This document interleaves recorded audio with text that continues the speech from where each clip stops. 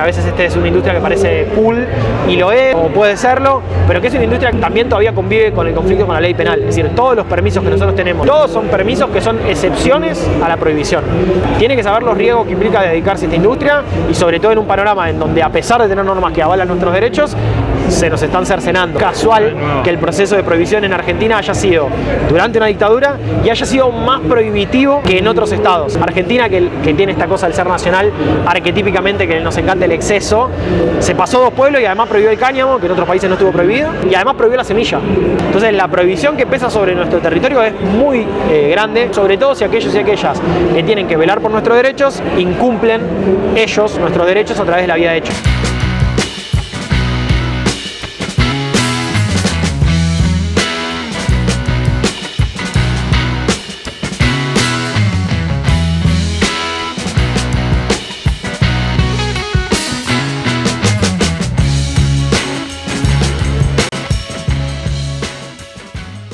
Datita, día 1 en Mendocán. Gracias, Nico Rodríguez, por tenerte acá en el programa. Contanos un poquito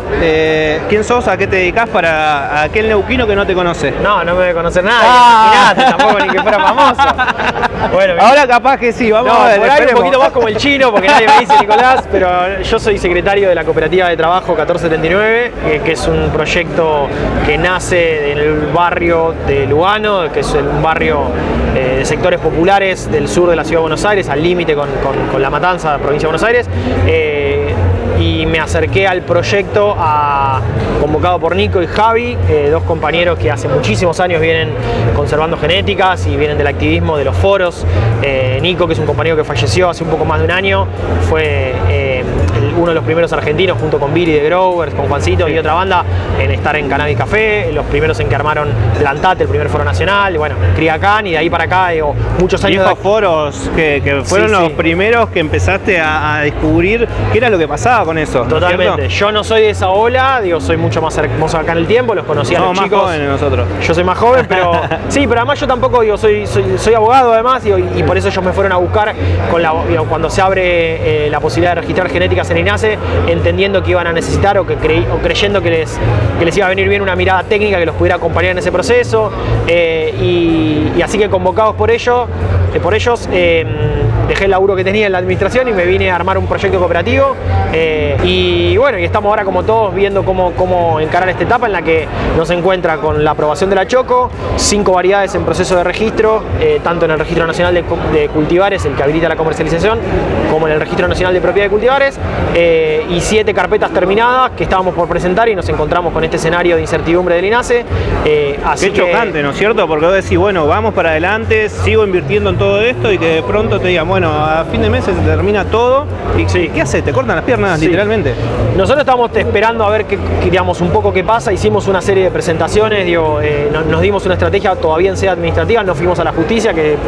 todo indica que va a ser medio el único camino que nos va a quedar, y la verdad que es una locura todo lo que está sucediendo, es absolutamente arbitrario, irrazonable. Hay algo que se llama en derecho administrativo vía de hecho, que es cuando la administración incumple una propia manda que la ley le impone a la administración pública, y es lo que está sucediendo porque nosotros tenemos 2 marcos regulatorios, la 27350, que es el marco regulatorio de cannabis medicinal, y la 27669, que es el marco de regulatorio industrial, digamos, del cannabis medicinal y cáñamo industrial. Y un poco en esa falta de armonización y en la opacidad o en la falta de claridad de la reglamentación es donde ahora el INASE entiende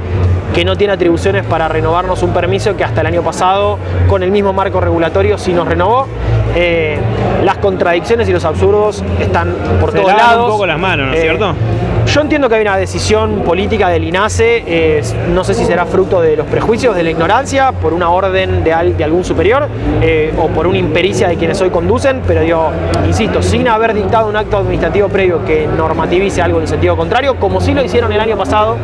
cuando bloquearon la posibilidad de que se inscriban nuevos operadores, que para eso dictaron un acto administrativo que nos parecía igual de injusto y arbitrario, pero que por lo menos cumplía con la ley de procedimiento administrativo y dictaba un acto administrativo que fue prorrogado por 6 meses, y que vale decir hoy ya está vencido, razón por la cual podrían inscribirse nuevos operadores a pesar de que esté bloqueado el sistema.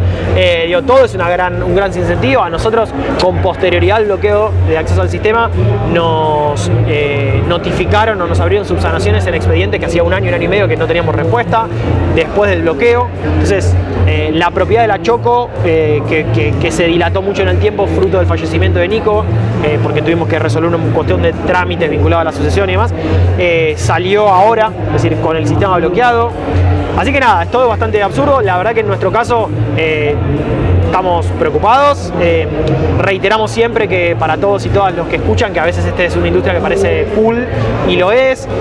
o puede serlo, pero que es una industria que también todavía convive con el conflicto con la ley penal. Es decir, todos los permisos que nosotros tenemos, desde el ReproCan como autocultivo o cultivador solidario, las autorizaciones de las asociaciones civiles o fundaciones para cultivar, los proyectos de investigación, los establecimientos que realizan fitomejoramiento, multiplicación o cualquiera de las actividades contenidas hasta el 31 de marzo de este año por el NACE, todos son permisos que son excepciones a la prohibición.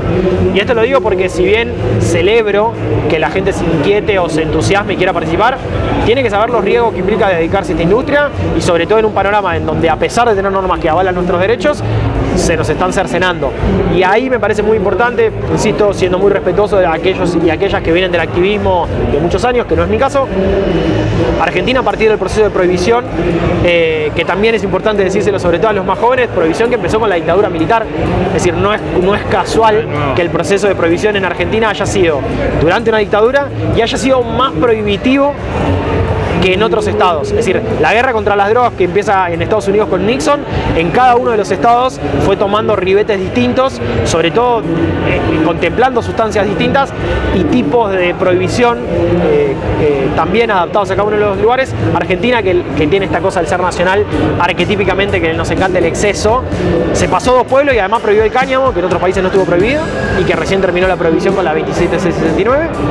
y además prohibió la semilla, que tampoco estuvo prohibida en otros países. Entonces, la prohibición que pesa sobre nuestro territorio es muy grande, y cualquier actividad vinculada al cannabis todavía hoy tiene mucho riesgo, sobre todo si aquellos y aquellas que tienen que velar por nuestros derechos incumplen ellos nuestros derechos a través de la vía de hecho. Así que me parece importante eso, saber que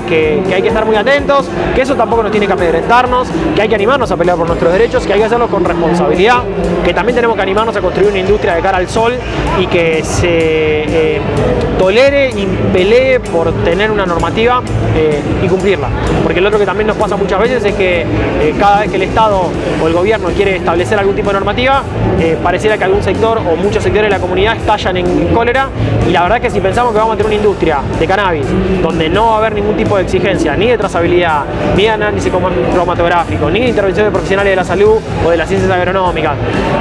me parece que estamos pensando en algo que es más bien una utopía que una realidad posible, y tenemos que pelear por algo que sea posible y transformar lo que fue la desobediencia civil que nos llevó hasta acá, que combatió la prohibición con el autocultivo a pesar de que existiera la prohibición, en un marco de seguridad jurídica que nos permita a todos y todas los que queremos desarrollarnos hacerlo de una manera lícita, de una manera ordenada y de una manera donde no exista ningún conflicto con la prohibición o con la posibilidad de que se vea vulnerado nuestro derecho ambulatorio, que es de las peores cosas que te puede pasar, estar en cana. Sin duda. Yo te voy a poner un 10 porque aprobaste, dijo todo. No, muy buena la data que tiraste, estuvo excelente. No, muchas gracias. La verdad que bueno, esta es una industria que va a seguir empujando, que va a salir adelante, así que dejemos eso un poco de lado. ¿Cómo está el criadero? ¿Cuáles son las nuevas novedades que están ahí encajonadas pero que se vienen? Contame un poquito de eso, un pequeño spoiler para ti. No, mirá, nosotros tenemos la Choco y tenemos 5 variedades más en proceso de registro que voy a tratar de no equivocar, pero digamos, son variedades que están todas desarrolladas por la selección de genéticas que Nico y Javi hicieron durante muchísimos años, que una de las subsanaciones que nos hizo el INACE fue la denominación,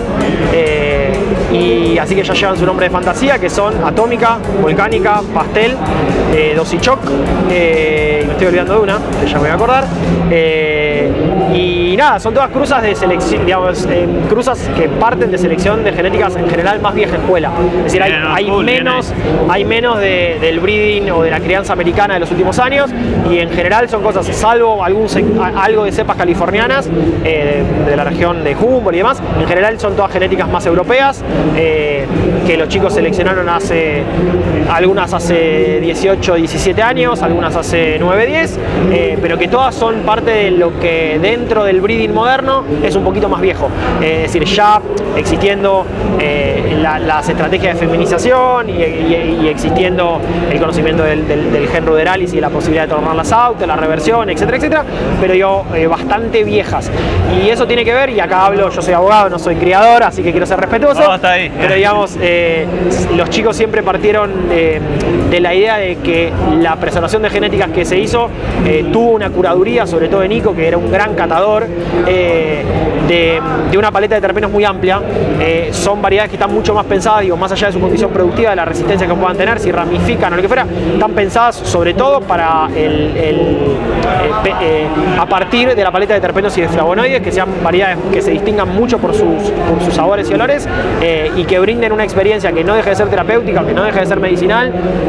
pero que además tenga una dimensión del goce, que es algo que también tenemos que apropiarnos. Como que pareciera que cualquier cosa que esté vinculada al disfrute es de segundo orden, y la verdad que en un mundo que cada día más apela a la cultura del descarte, y donde no sabemos cuál va a ser la estructura que va a ordenar el mundo, si va a seguir existiendo o no la noción de trabajo, donde todo es muy precario y descartable, encontrar una dimensión del goce en función de algo que uno crea o de que uno cultiva para sí, en su terracita, en su balcón, en su jardín, nada, es uno de los pocos placeres que este mundo que es tan privativo nos permite darnos, y está bien habitarlo y militar eso también. Bien, Nico Rodríguez, ha sido una entrevista de puta madre, gracias amigo por este dato que nos has dado. Lloverán amparos y el Ministerio de Salud y toda la gente que esté en el gobierno va a tener que prepararse, porque la industria del cannabis va a seguir a pesar de todas las restricciones que haya. Mendoza y Chubut fueron grandes provincias que están marcando el camino, y se vienen un montón de cositas, así que atentos a Datita. Un abrazo grande.